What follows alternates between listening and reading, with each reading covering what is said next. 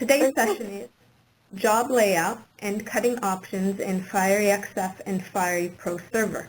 It is my pleasure to introduce our speakers for today, Carrie Maloney, Field and Channel Marketing Manager, and John Nate, Worldwide Technical Product Training Manager. So with that, we can get started. Carrie, take it away. So thank you, Yael. Both Fiery XF and Fiery proServer have extensive production capabilities you can take advantage of. Today's focus is on two aspects of production, job layout and the cutting options available for Fiery XF and Fiery proServer. Performing production tasks at RIP or DFE level is more productive and efficient versus using application-level controls, as these often processor-intensive tasks are taken away from your workstations, allowing you to create and produce at the same time. Performing production tasks at RIP level is also more consistent, as the same tools are available to you regardless of the file types or applications being used. These, as well as color management and workflow functions, are the main benefits of using RIPs or DFEs in a production environment. Before we dig into the details on this subject, we'd like to get a feel for how you work today, so we'd like to take a quick poll. You'll now see two questions on your screen. You can choose more than an option per question, and we'll give you a moment to complete these. Thank you. I'll now hand you over to John Nate to take you through the job layout and cutting options in Fiery XF and Fiery proServer. Thank you very much, Carrie, and thank you, y'all, and welcome everyone to today's session. A little more detail on what I want to cover today, and these are the step and repeat functions in Fiery XF and Fiery proServer, the nesting function, and the tiling function. Now, these functions are included in Fiery XF. Anyone with a current version of Fiery XF will have these features available for their use. If you are running an older version of Fiery XF, say version 5 or earlier, you might not have all of these functions, so might be a reason to take a look at getting an upgrade so that you can take advantage of some of these features that used to not be included in the base Fiery XF configuration, but are now. I'm also going to have a little bit of review on cut path creation and use. This is a little bit of what I covered in the previous session. So if you missed that, we'll have information at the end on how you can go and take a look at that recording. But I will cover just a little bit about cut path creation and usage, and then Fiery XF and Fiery proServer's cutting options. Now, these options are additional options. These are for additional cost. However, at the end, we're going to give you a little bit of information on how you can take advantage of an offer we're going to have so that you can test these options and see how well they will work in your particular situation. I want to begin today by taking a look at the step and repeat options in Fiery XF. Now again, this is included in Fiery XF, and it's used to make multiple copies of individual images. Okay? It makes the layout much easier to work with and allows you to work with smaller file sizes. You're really working with just the original file. If you were to do a step and repeat in a creative application such as Illustrator or InDesign or Photoshop or CorelDRAW, you would wind up creating a fairly large output file that you would have to transfer over your network, and it's just a much less efficient way to work.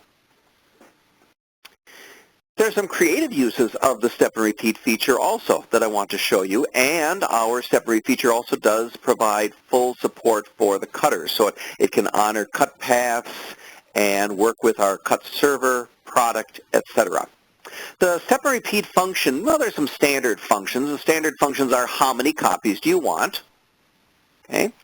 What's the spacing in between the individual elements? These are the vertical and the horizontal spacing. You can also have additional spacing around the entire step and repeat construct. Now this allows you to move the images away from the edges. Perhaps you have media that's damaged and you want to make sure you keep that inkjet head from printing too close to that area because that's going to have to be trimmed off. I've also seen people use this when they want to put a step and repeat on a canvas and they want to have enough excess canvas to wrap around stretcher bars. So a few different reasons for adding a little what we call picture mount around the entire step and repeat area. Okay, now, when we look at the creative aspects of the step and repeat feature, we are also looking at the spacing. In this case, I'm going to show you why we might set the spacing to 0. Okay, there's also a step offset and a flip row or column feature. Now, this entire area is really meant for taking advantage of artwork that was created to be printed seamlessly across large areas of media. The most common usage is to make something like wallpaper. Interior designers these days are getting very, very creative. Not only are they designing your entire interior, but they might actually design the specific pattern for the wallpaper that's going on your walls. Well, we have features here that can make that a little bit easier, which I will show you. Well, let's take a look actually in Fiery XF. So I have an image here that I want to do a simple step and repeat on. So I will go to my layout option, and here is my step and repeat area, and I can turn this on and simply say how many copies I'm going to want. I want 24 copies here, and I've got the spacing set for 1 inch in the vertical, 2 inches in the horizontal, and I have 2 inches all the way around. And if I apply that, there is my step and repeat feature. Okay. Now, if I say I want, maybe 1/2 inch in between, and I only want 1 inch left and right, and apply that, well, now it moved it, made it a little different, okay, fit it in a little better. I could even go to the default 0. Well, now look, now Fiery XF actually was able to put a third column in. So Fiery XF is smart enough that it knows the width of the media. The printer I'm set to print to has 64-inch wide media, and it wants to take advantage of as much of that media as possible. So if I have everything set correctly, it will take and print 3 columns, but if I need a little extra space, say on that side, and maybe a little extra space on that side, well, now it knows it can't fit them and it automatically moves them around. It won't let me make a step and repeat that is too large for the media, and it does that automatically.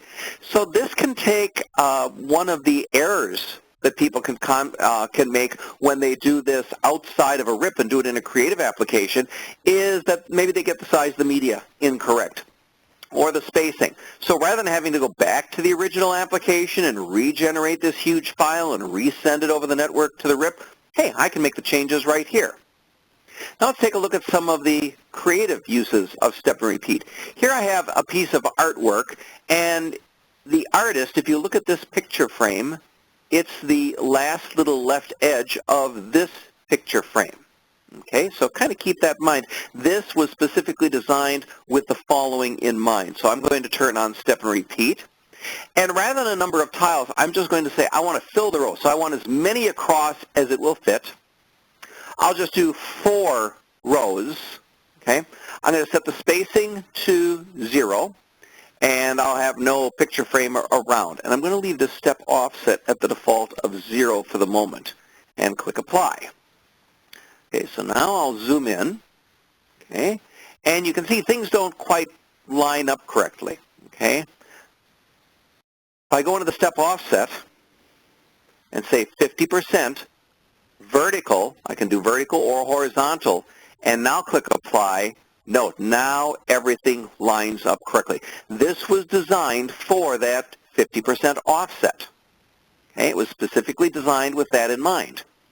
Now I can even go one better. Let's take a look at this particular element.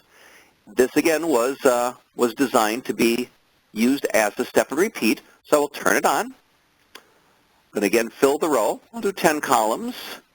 I'll do no spacing. I'll set the offset back to 0, okay, and apply. So there is my step and repeat, but if you look at it, it's kind of boring. It's just everything is one row, one column. So I'll do that step offset again, make it a little more interesting.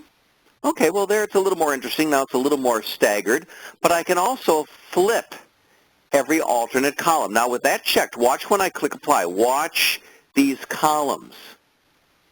This column is now inverted. And now it makes it even more of a random looking pattern. So we can take advantage in the step and repeat feature of the fact that the artwork was designed, as the first example, for a step and repeat solid fill with a different offset, or I can kind of force that with a little different piece of artwork. So I can make use of different types of artwork to make creative uses of our step and repeat feature. Again, any error here is much easier to fix with the modifiers that I have rather than having to go back to the original application. So that is a view of our step and repeat feature. Now remember, if you have any questions today, please enter them in the Q&A window and we will review them at the end. Let's take a look at the nesting features available in FireEXF, which are intended to save media. Okay? The nesting feature saves media and it saves time, as you will see. Okay? The images in a nest are independent. Now this is a big difference between doing this in your creative application. When it comes from the creative application, a nest, a number of images all assembled into one group, it really is one solid image, and you don't have the ability to make changes, scale, rotate, move things around. In FireEXF, you do have that capability. It effectively reduces file size. Obviously, when it's all put together, the rip time is going to be the same in FireEXF, whether you bring it over from the creative application all nested together, or if you nest it in FireEXF. However, you're sending individual files over the network, so the individual files can come over much, much faster and kind of put less strain on your network. Okay? Nesting can be set up both manually and automatically. I will be covering both. And you can do a kind of a semi-step and repeat combined with nesting. People ask a lot of, hey, can I do nesting and step and repeat? Well, if you want to use those two tools together, you cannot. However, there is a way in a nest to really do somewhat of the step and repeat feature, which I will show you.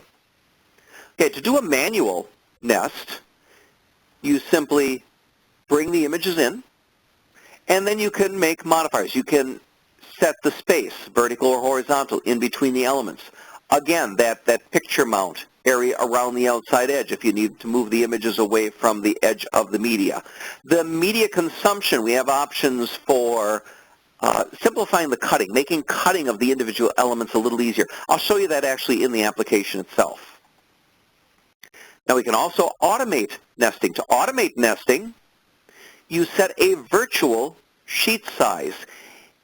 In most of our nesting situations, we're working on roll media. That's probably the most common, although it can certainly support cut sheet media. It is normally done on roll media. So we have to tell FireEXF, hey, what size media should I assume I'm working with? Now I'm working with 64-inch wide media, so I want no single nest to exceed 48 inches in length.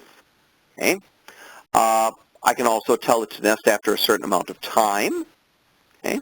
I can set that same set of image layout options, which I'll cover inside the application here shortly. I can also do uniform scaling that I will show you, and then the spacing in between the elements or all the way around. All right, let's take a look at that in FireEXF.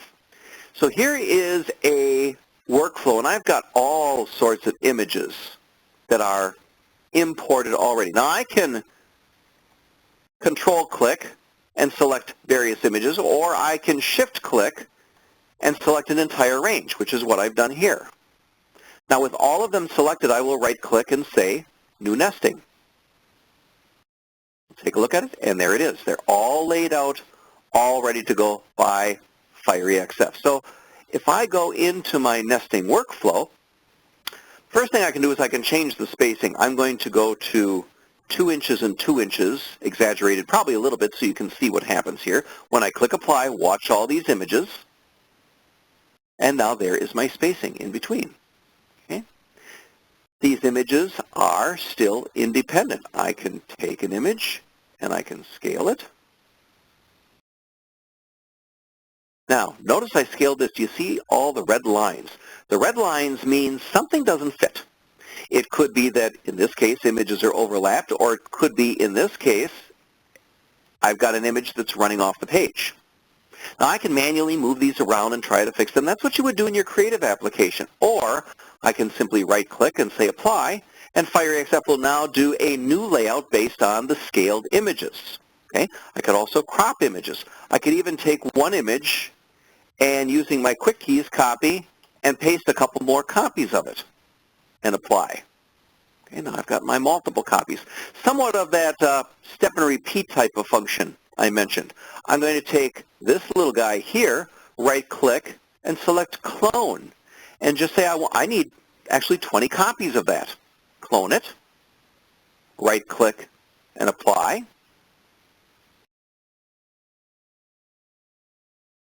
And there they are, all laid out. Now, again, nestings can be a little difficult to trim out. So rather than media consumption, which means make as much use of the media as you can, I'm actually going to set this back to a very small spacing because it's a little easier to see what's going to happen here. Now you can see this. This would be very, very difficult to trim out. So I'm going to switch to Cut Edges Horizontally and Apply. Oh, and now I've got rows of elements that I can trim out and then cut the verticals from there. I can do the same thing with Cut Edges Vertically. Now, this uses more media, but it's easier and faster to do the finishing. So it's up to you how you want to work. Now, how does this automatic nesting work? I'm going to go over to the System Manager for a moment and take a look at this automatic nesting workflow. The first is this virtual sheet size on the layout panel. I've set it for 64 by 48. There's a number of sizes from the drop-down list, or I can plug in a custom size if I want. Then I tell FireXF, hey, how big does that, or how much of that virtual sheet size off my roll media has to be filled before I can actually finalize the nest. So I've said just default 80% of the sheet is filled. I can also say always nest after. I'm just going to put 1 minute in here so you can see what's going to happen. The maximum here is 2 hours, and I do recommend you set a maximum nest time. The last thing you want is drop a bunch of files into a nesting queue and leave for the weekend and come back in the next morning or on Monday morning and find out that a few of them have not run because that nest never hit that 80% of that virtual sheet size. All of the other options we can set now. Ignore non-processed jobs. If I check that box, if I have one element that comes in, let me switch back for a moment to our automatic nest. Let's say this particular image has an unknown spot color. Or there's some other reason that that can't be processed. If I have Ignore Non-Processed Jobs checked, then that job will not process and print, but the rest of the nest will. And I'll just have a blank hole there on my media where that image is. If I have that box checked, the nesting job entirely will fail. And then it'll have to wait until someone comes and figures out what's wrong with that image and fixes it in order to allow the nest to run. So by default, we have Ignore Non-Press Jobs turned off so that the entire nest will process. Okay, so with my automatic nesting set up, I'm going to go into Import Jobs. We go into my Test Images, Nesting, and here I've got a group of images, and I will select them and open them and bring them into, again, into my automatic nesting workflow. I'm going to say hold that and import.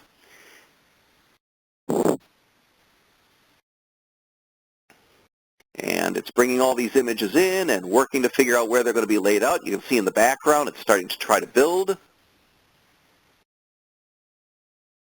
Calculating, calculating.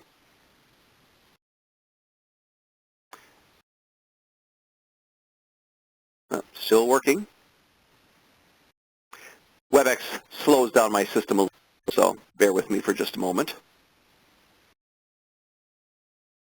All right, so there's the nest, and it's brought them all in, and after 1 minute, it would automatically lay them out and bring in the next set for the next nest. Now, while that's working, I'm going to bring in just a few, I'm going to go back to my system manager, to my automatic nesting, and I'm going to turn on uniform scaling. And I'm going to set it for, 10 inches by 10 inches, a custom size that I built. Now, the job that's already in will not change, okay? But if I bring in a new nest, and I'm just going to grab just a few of these images here and bring them into that same nest and say hold.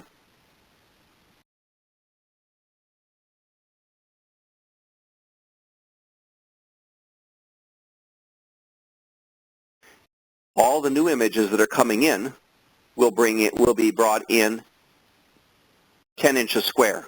Now, whichever dimension hits the 10 inches first is where it will stop. Okay, let me just apply this and take a look rather than waiting the extra time for it to lay out. So you can see here are the extra images that I brought in. Because this nest was not filled, okay, it was able to bring these into the same nest. So it's smart enough to just wait until the nest is filled or the time limit is passed, or at any time I can force it to print. I can just click the little print icon and it will print. And it's smart enough, even though I said this is the maximum length of media I want, it would only use media up to the point that it needs to, okay? And the rest of the media would be saved. Obviously, nesting is intended to save media. So FireEXF, Fire proServer, is not going to waste media just because I told it to print a nest with a maximum sheet size. Remember, that's what the virtual sheet size is. It's the maximum sheet size, not a specific sheet size. Okay, so that is how our tiling options work in FireEXF. Excuse me, that was nesting features.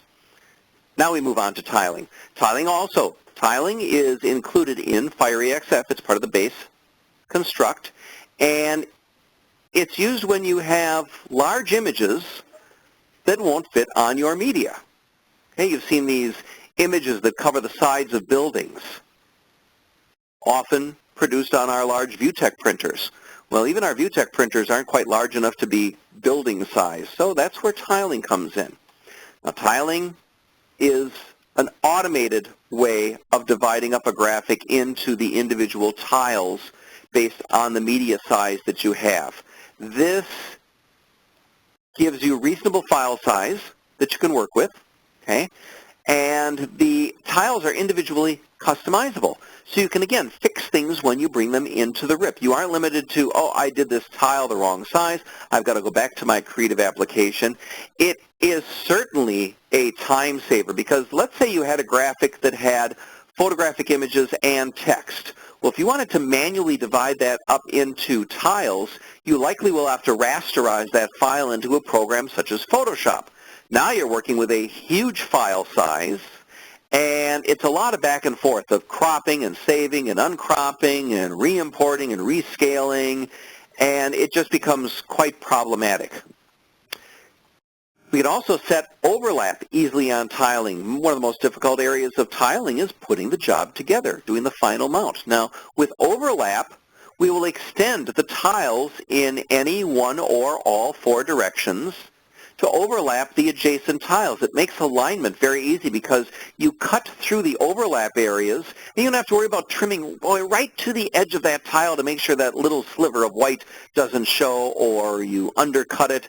Overlap greatly simplifies final assembly.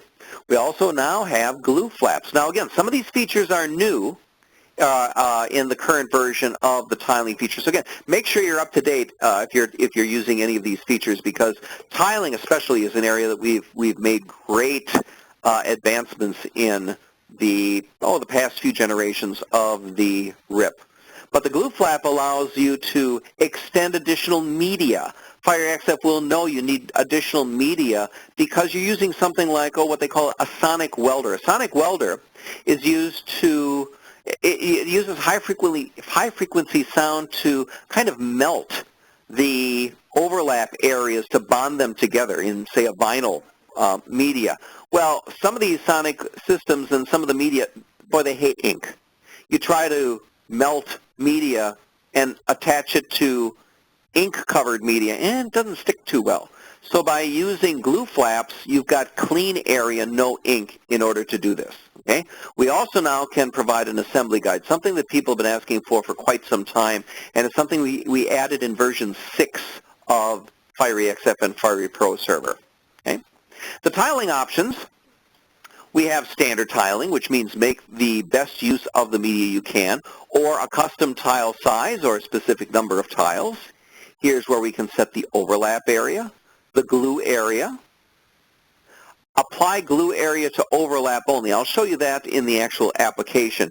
Rotate every second tile by 180 degrees is also something that has proven useful to a lot of people, depending upon what their output device is and how old it is. We'll take a look at that in just a bit. Then we've got a whole tiling footer area where we can put in custom, or put in a tile name, the number, again, information to help with the final assembly, and we can also have overlap marks, standard and dashed marks, and change the color.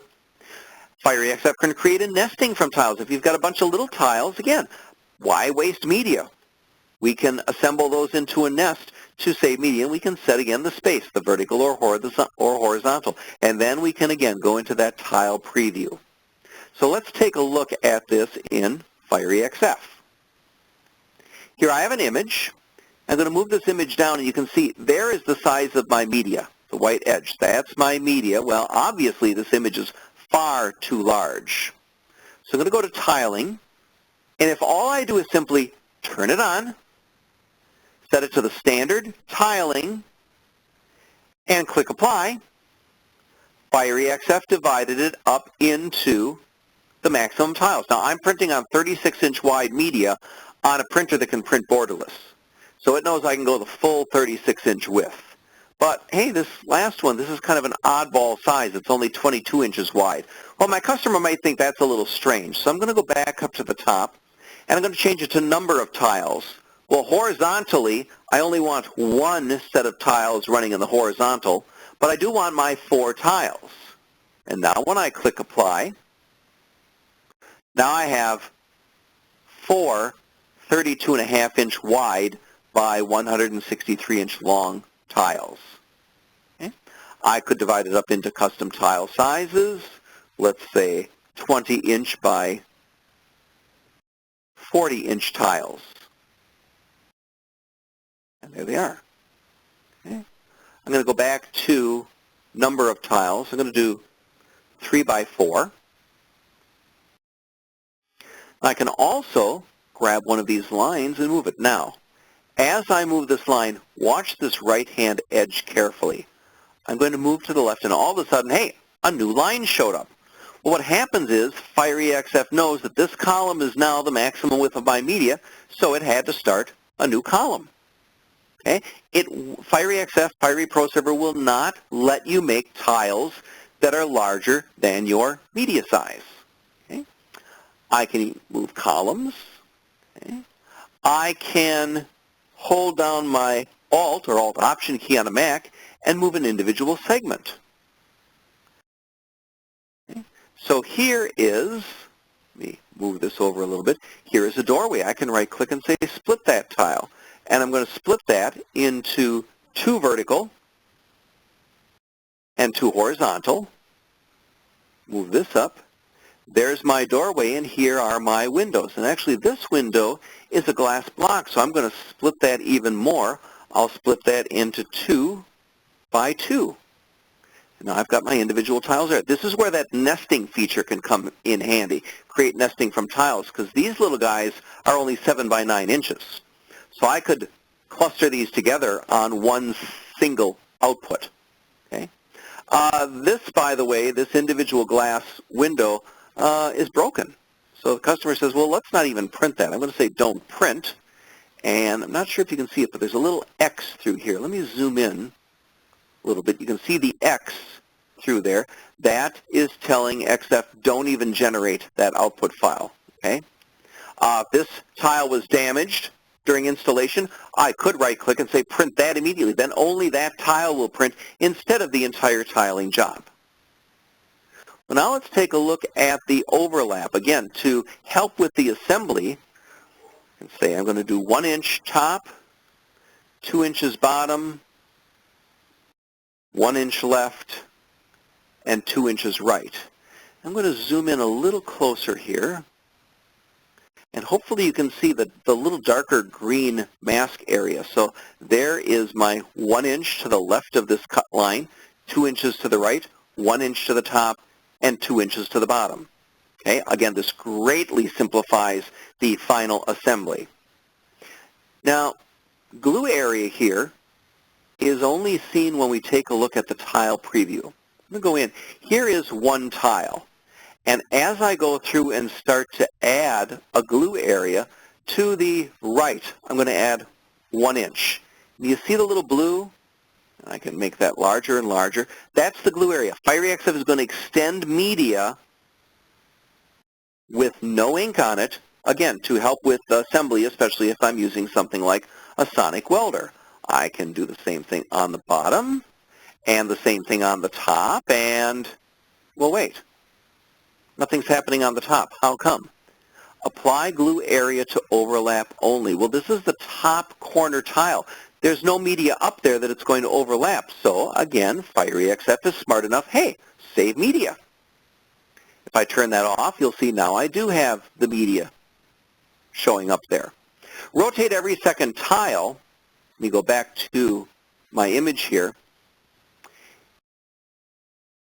Right now, the right-hand edge of this tile and the left-hand edge of this tile will be coming off of the left and right side of my inkjet printer.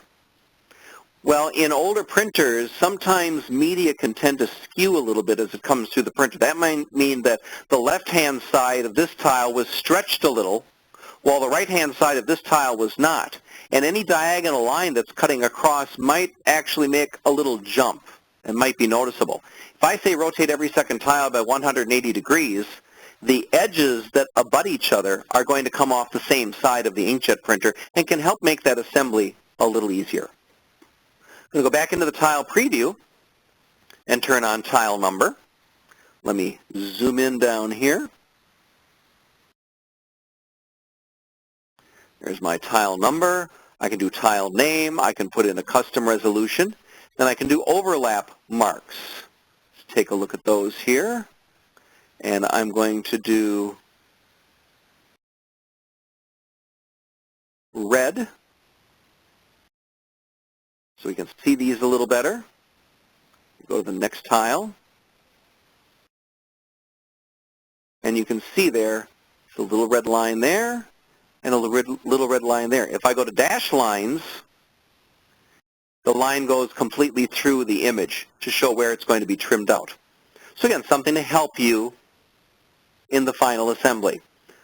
If I look at the tile overview layout, here's the entire tile structure. I can save this as a PDF file. Then if I go back to the single tile view, I can save the selected tile or all tiles. And this would build, right now, a 21-page PDF file that is the assembly guide that my assembly team can use to help put together this big jigsaw puzzle when it's out on site. Again, anything we can do to make life easier for the assembly crew, we do.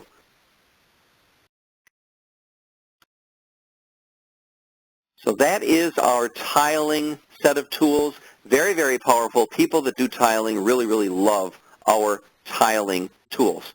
So we've seen tiling, we've seen step and repeat, we've seen nesting. Again, those are built in to the current version of Fiery XF. So take a look at possibly upgrading if you don't have the current version to take advantage of all of these options. Let's take a look at the cut path creation process. I covered this in detail 3 weeks ago during the last webinar, so we will have a link at the end of today's session so you can go and take a look at that if you have not. But creating a cut path actually can be very, very easy. In Illustrator, if I go into the swatches panel and click this little icon, this little window pops up, And all I have to do is select spot color and give the spot color a name. The name would be the type of cut path that is supported by the cutting device.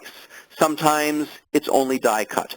Some of these massive cutters that have multiple heads can do all sorts of different cuts. Crease cut, kiss cut, through cut, perf cut. You just make sure that it's the exact thing. Treat this like a spot color. Okay? If you want Pantone 200 coded, you have to have Pantone spelled out space 200 space C. If you just put in 200, it's not going to be recognized as Pantone 200 coded. So the name has to be exact. Now, once you have a spot color designated, then it's as simply as drawing a shape. Here I drew a rectangle, and I've stroked it in this case, no fill, I've stroked it with my spot color named for the cut method. I don't have to worry about the width because this is not going to be printed. The way Fiery XF and Fiery proServer work is if they see something that's recognized as a cut path, it tells them don't print it. Okay? So this blue line will actually disappear from the final output. I would then save this as a PDF file, and I would save it as a PDF X4 flavor of PDF file. PDF X4 supports layers, transparency, etc. I can select which Acrobat level of compatibility I need. You might need to do some testing on this on your own rip. And again, going back to the previous session, we pointed you to the Ghent Workgroup testing suite. This is a suite that you can download for free, and you can use it to test your RIP, your output device, to see can it support all of these features. So go back to the previous session, get the link, download that, and do some testing. Now, if you want to do some complex cut paths, such as the outline of this little guy here, this is one of the cartoon guys that we use for demonstrating this on our Vuetex side, whether it's for proServer, cut marks, or the print and cut, we have a document that will show how to build something like this from an Illustrator document. Again, we have a link to this on the end of today's presentation, and we'll also have a link where you can download this particular cartoon and follow along. The cartoon that's shown in the document is a little different, but the steps are exactly the same, and you can actually practice and see how you can actually create this cut path from a complex document like this.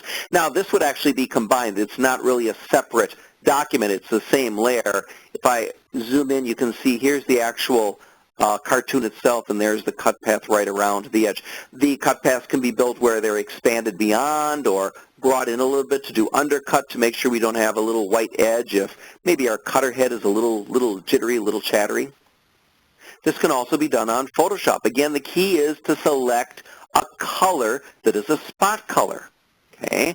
We're building this path, this outline that is stroked with the spot color cut path name. Again, Fiery XF won't print that.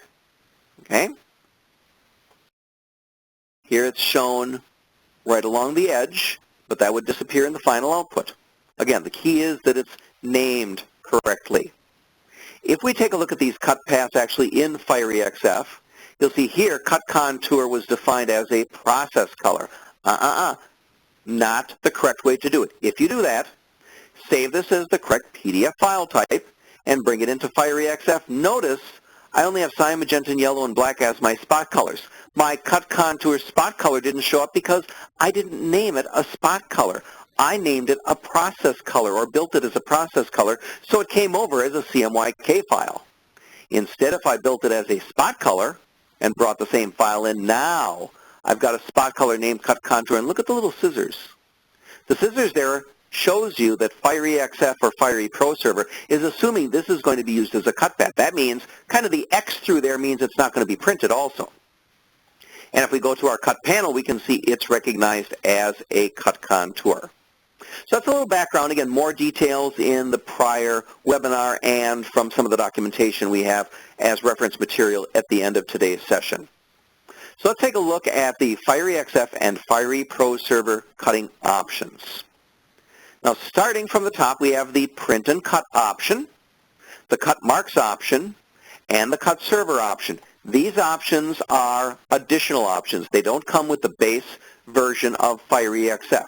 However, stay tuned. At the end, we're going to tell you how you can get access to a 30-day license where you can try any of these options and see if they will work or how well they will work in your particular situation. We currently support over 1,300 cutters from 80 manufacturers. And again, these are chargeable options. I want to take a look at the print and cut option first. This is one device, but it has two features. It both prints and cuts. Now, I don't mean cut the media off at the end.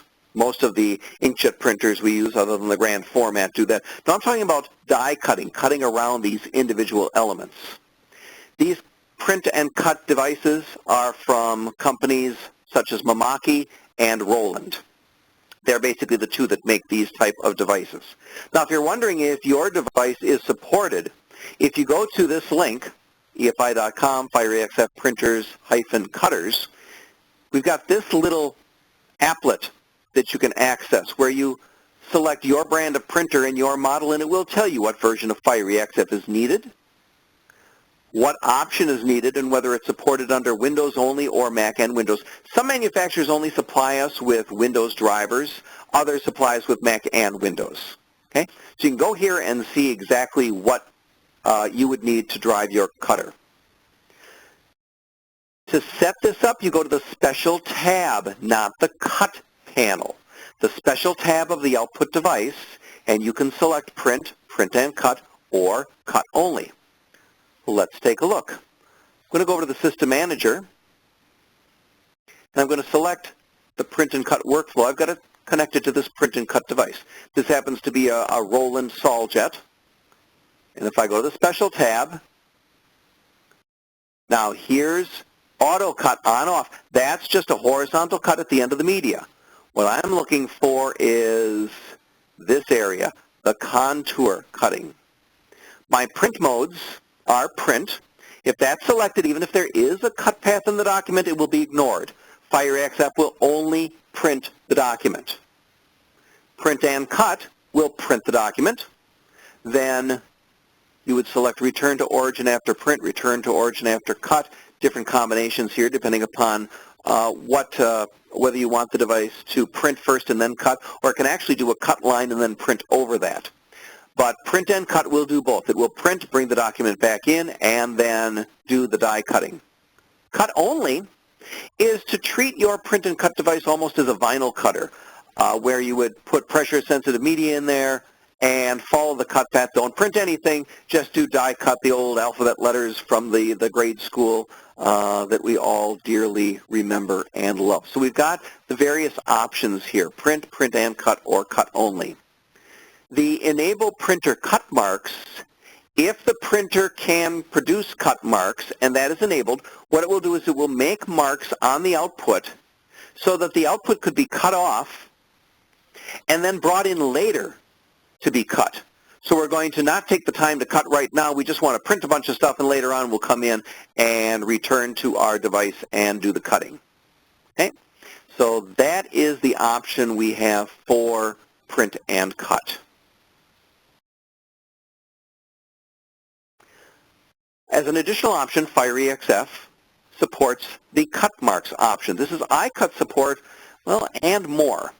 This option is for standalone devices. All these things do is cut. They are often large flatbed cutters.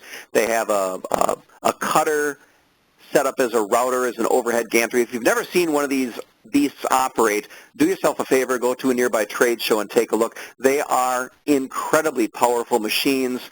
Some can automatically change the heads to do the different type of cut marks that I described earlier. They're very powerful. Now, the cut marks option supports the software from the cutter manufacturer, from cutters such as Zund, Multicam, Colex, Aristo, or any iCut OptiScout compliant cutter or Eurosystem compliant. Again, if in doubt, you can come over here and plug in your particular cutter and see whether it's supported. Or again, you can take advantage of the 30-day license we're going to have so that you can test this for yourself. Now to set up the cut marks option, now we are on the cut panel, and you simply select the cutter, the particular device, and the type of cut marks. Some cutters only support one type of mark, some support multiple marks, and you set the number of cut marks or the distance between cut marks, the minimum distance between cut marks. So a few little options here. It's not very, very involved. And then we can set the color. Now we can do black without background, which would be black marks only, or black with a yellow background. If you're connected to a printer that has white ink, white without background is also supported. This would give you support for printing on, say, black polystyrene or Sintra, where, you know, a black registration mark doesn't show up too well, even surrounded by yellow. The optical measurement device or registration device has a difficult time resolving that little black dot. So white dot is very, very easy for it to pick out. Then we've got the list of cut paths. If your cut path is not on the list, you can simply click the little plus sign and add it. So let's take a look at that in FireEXF. Here I've got my cut marks option connected to a printer with white. And on the Special tab, I've got selected that I'm going to use white ink. And on my Finishing tab, I've got cut initialized. I've got it set for my Zund device. Again, different types of registration marks that I can select. Got minimum distance between marks. Black without background. Here's the export path. That's where FireEXF is going to send the cut path that extracts it, that it extracts from your document, that cut path that was built, or multiple cut paths. If it's cut contour, die cut, through cut, those could all be individual cut paths. Here's where we have the list of cut paths. Now, if mine isn't on the list, I can click plus and just type it in. My cut path. Now, that cut path also would be recognized in FireEXF. So if I go over to the Job Explorer, here's the cut mark. So here I've got a document that I already brought in. It's a little registration mark, and it's got the little registration marks already applied automatically. I'm going to zoom in on this registration mark, go to my Finishing, and notice it recognized the cut contour path. That's this line here, because it had the correct name. I've got black without background, black with yellow background. I'm not sure if you can see it, but there's a yellow square now around that to help the registration system pick that up. If I switch to white, it actually switches it to a light gray. So you see light gray, it might mean that you've specified it for white ink. That's XF's way of showing you that. If it actually made a white dot, it would actually blend into the background, and that would not work too well. Okay. Now, FireEXF, the current version, if there is no cut path, by default recognizes the bounding box. However, this is the bounding box of the document, and if I did not tell it otherwise, FireEXF would create a cut path automatically to that bounding box. But now in FireEXF 6.2, I can go to the cut panel and notice it defaulted to bounding box, but I could instead select the crop box. And if I select the crop box, now FireEXF will build a cut line to the crop box. I brought in this file where I've honored the crop box. Go to the System Manager. I've honored the crop box on my PostScript PDF import panel. Notice this is set for crop box. This is set for the media box. That's why here FireEXF is going to print the entire document, where here it's actually going to crop the document, and I can tell it to make automatically a cut path from that crop box also. So another new feature that we've added in FireEXF 6.2, which we just released recently. Take a look at the Cut Server option. The Cut Server option, again, it's an additional option, and this is meant to drive a cutter. It is standalone software, but now we are driving the cutter. These are cutters that, for all intents and purposes, look a lot like inkjet printers, okay? But all they do is cut. They will not print. Now, this software is Windows only. You can do the setup on a Mac, but the software that actually drives the cutter is a Windows only device, or it's a Windows only application. Again, you can go to that same link and check for your cutter to see if it is supported and what version of the software you would need. Very simple. You select Send a Cut Server After Printing and select your particular device. And again, make sure that the cut path name is correct. The cut server application then would receive the cut path. There's a little arrow. It shows the direction that XF is going to cut. And it will do single or multiple cut paths, and it also does support the nesting feature. So let's take a look at that in my cut server workflow. Start here. I've got this little button guy that was brought in, and this line around here is the actual cut path. If I go to my color, I can turn off the spot color cut contour and say re-preview and make it disappear. So you can see that's the actual graphic that's going to be printed. Turn it back on,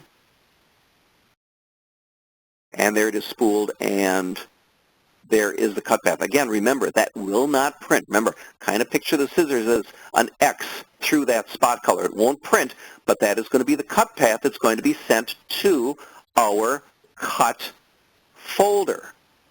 Now, once that is sent in Cut Server, took the liberty of already printing that, if I double-click on it, there is my cut path in Cut Server. Notice the little arrow pointing in the direction.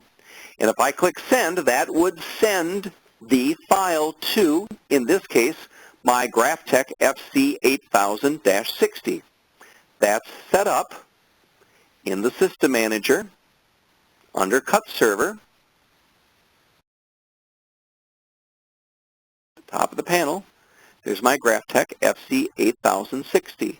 And all I have to do is make sure that the path that FireEXF is sending the cut paths to is the same as the hot folder that Cut Server is watching. Okay. Let's take a look at another document. Here is a multi-color job.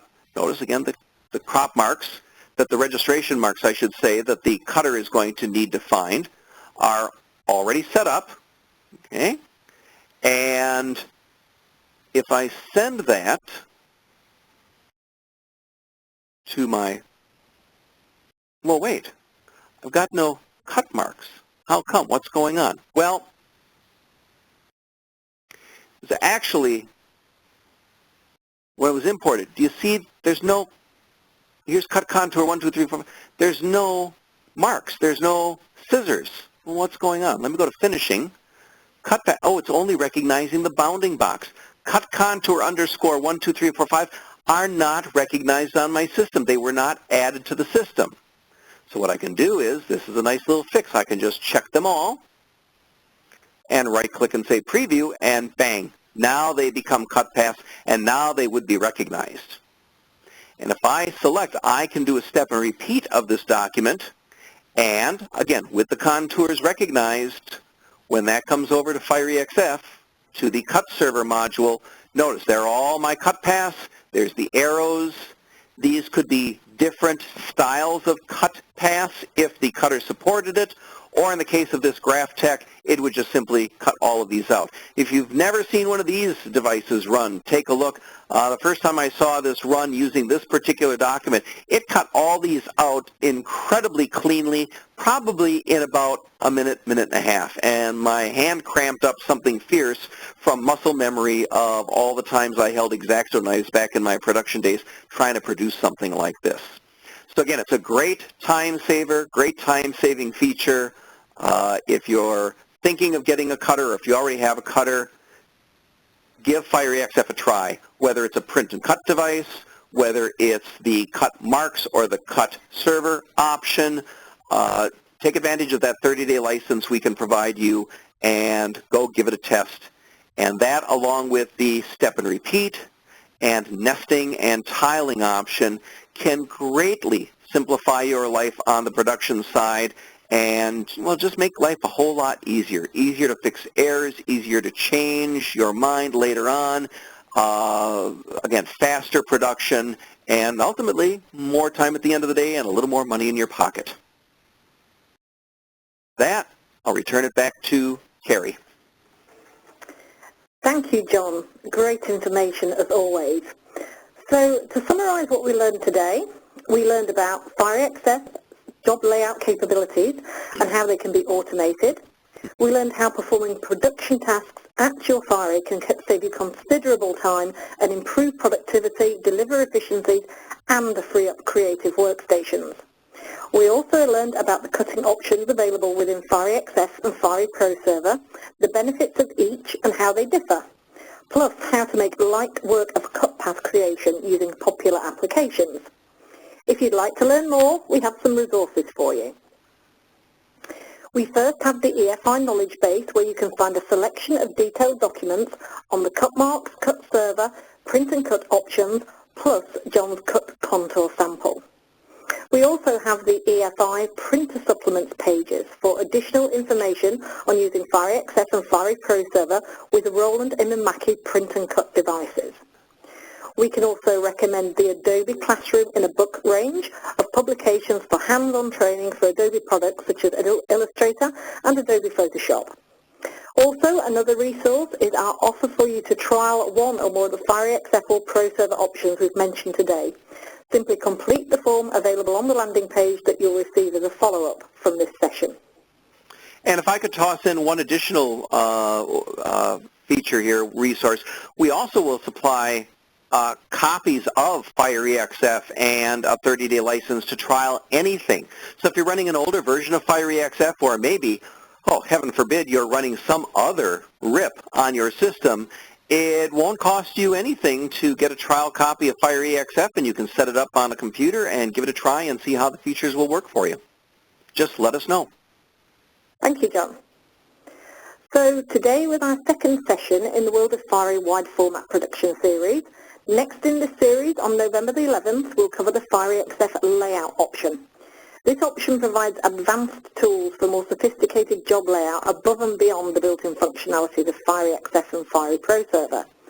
If you missed or wish to revisit the first in this series or any of the wide format color series, the links contained in the PDF that you'll receive take you directly to these locations. All right, so we are just about at the top of the hour. We do have some questions, and I think it will only be fair if we take a few minutes after the top of this hour to go through them. So I'm sure our presenters will stay with us. If you stay with us, then you get the benefit of those. I know we have a few questions already. So Carrie, are you ready to begin? Yes, I've gathered the questions. So, John, the first question is, I use Fiery Express. What are the differences in terms of production features versus Fiery XF and Fiery proServer? Well, Fiery Express is really not intended to be a production piece of software. It's aimed at photographers and ad agencies to get a much closer proof. Although you can produce contract-grade proofs on it, it's really a proofing, maybe a pre-contract proof level of software is where it's designed. Now, it will do nesting, although it's called a collection, creating a collection in the Express application. It can be done automatically or it can be done manually, but that is really the extent of it. Doesn't support cutters, doesn't support the use of step and repeat or the tiling feature. Those features are really for our production software, which is Fiery XF or Fiery proServer. Okay, thank you, John. So we have a question here that you actually gave the answer to, but just for thoroughness. How do I request a full trial of Fiery XF? So I can answer that one, John. So on the form that we will send you that's part of the landing page for the follow-up of this session, you can also request a full trial of Fiery XF as well as just trialing the options. So just use that form that you see on the follow-up landing page. You can always contact your dealer for this also, and they can also help you set up. If you've never worked with Fiery XF, many of our certified dealers are more than happy to help you get it set up and run. So you can really do a valid trial of the application. It's got a lot of features in it, and they are a great resource for you. Okay, thank you, John. So we have another question here. If I wanted to print the same image on multiple small boards on an H1625, would step and repeat be the best way to lay these out? The H1625, yes. There's really no capability on the 1625 as there is on our ViewTech printers to do step and repeat over on the viewing side or even nesting. So you would really want to do this layout within the Fiery XF or Fiery proServer application. You can set up a specific board size and let Fiery XF automatically take advantage of the media that's available to calculate what it needs to actually create a step and repeat or even a nest for that matter that will not exceed the size of the media, as long as you measure correctly. Okay, thank you. I think we have time for a few more questions. Can we put different types of trim marks or spacing around images within a nesting? For example, we are running the same paper and have one image that needs 1/2 inch white border and cut marks and another that needs 2 inches. No, when you're doing nesting, that's really, well, let me qualify that.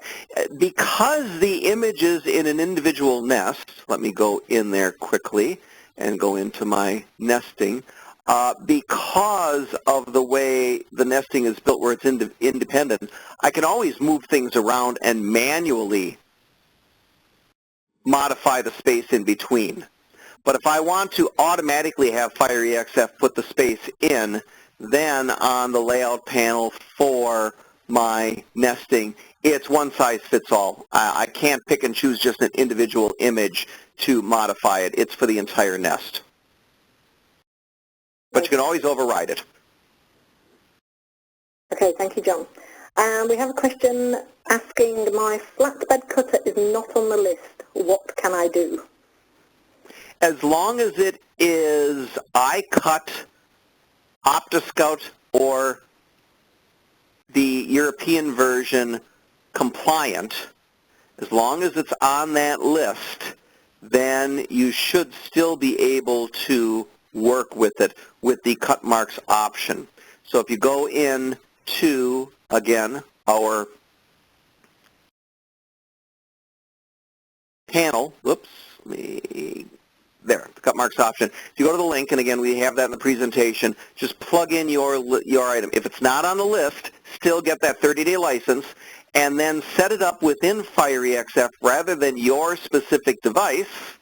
I'll go over to System Manager, and for my cut marks option, rather than the specific cutter, then I'm going to simply select the iCut option or the Eurosystem option.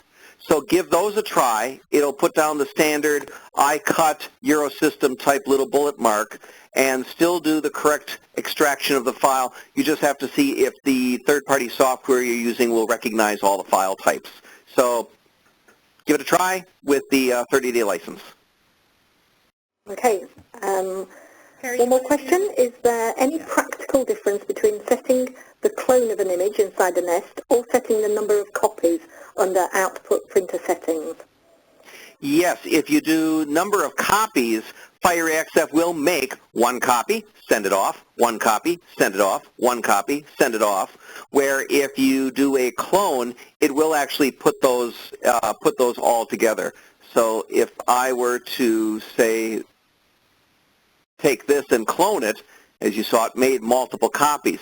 If I take this whole nest on the output and under printer settings, say I need 3 copies, it's going to make 3 copies of this entire assembly, this entire nest. All right, Terry, how about we do one more? And anybody who had questions we didn't get to, As promised at the top, we will get back to you individually. We'll also compile one FAQ document that will have all the questions and answers so everybody can take advantage of that. So let's do just one more. Okay, thank you, Yael. So can you just say a few words, John, about the advanced layout option, which we'll be following, which we'll be covering on the next session? I've been told I am incapable of saying only a few words on any subject, but I will give it a try. The advanced layout is a tool that will follow the cut line available in a document. Now, the way this would work is, let's take a look at this guy here. You can see we've got the bounding box, and actually the bounding box would be a little bigger than that. In our traditional nesting that you saw today, it will butt multiple copies up to the bounding box. And we can only rotate images in 90-degree increments. As you'll see in the next session in the advanced layout, it will actually honor just the cut lines. It doesn't care. I can have a cut path that's an extra, or I can have a bounding box that's an extra 6 inches beyond this image. It will still understand that it can bring a next image right up to, or however much distance I specify, to stay away from adjoining cut paths. I can also rotate in 1-degree increments automatically, so it can really fit images together much, much easier. It also gives me the capability of adding a cut path, building one if it doesn't exist, modifying or editing a cut path, either that I add in that file or that already exists in the file. Allows you to very easily set up for double-sided printing on boards, and a number of other features. But first and foremost, its life is save expensive media by getting rid of all the excess bounding box area and really understanding that all I really care about is the cut path area and everything within it. All right, so with that little preview for 3 weeks from today, I would like to thank our presenters and thank our audience for being here today. We look forward to seeing everybody back again in 3 weeks. A follow-up email will be sent out to everyone with all the links to the recordings, a copy of the presentation, the resources Carrie presented, links to previous sessions if you missed those. So look for that early next week. And again, with that, thanks to everyone. We'll see you in 3 weeks. Thanks, everybody. See you in a few weeks.